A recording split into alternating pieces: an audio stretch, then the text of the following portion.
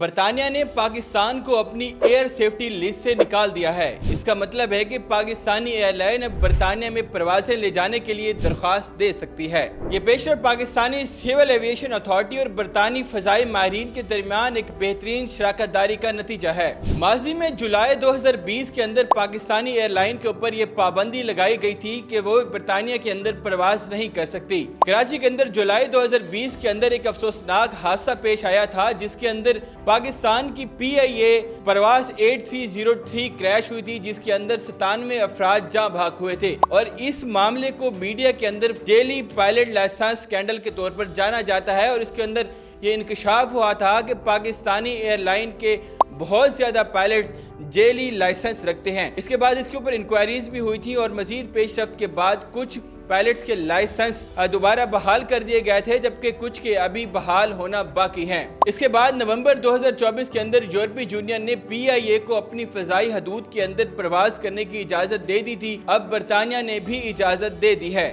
یہ پیش رفت پی آئی اے کی نجکاری کے لیے بھی ایک اہم پیش رفت ہے، کیونکہ پی آئی اے اپنا عملی منافع 21 سال کے بعد کما چکا ہے۔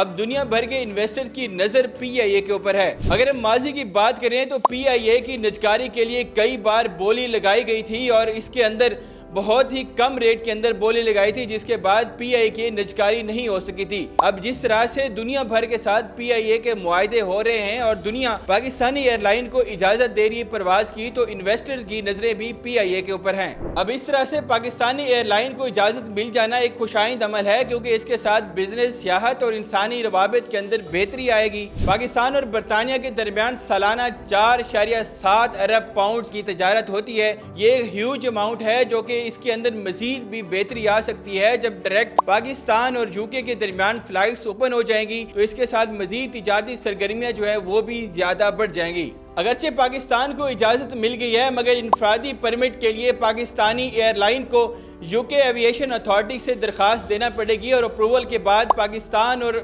برطانیہ کے درمیان فلائٹس اوپن ہو جائیں گی۔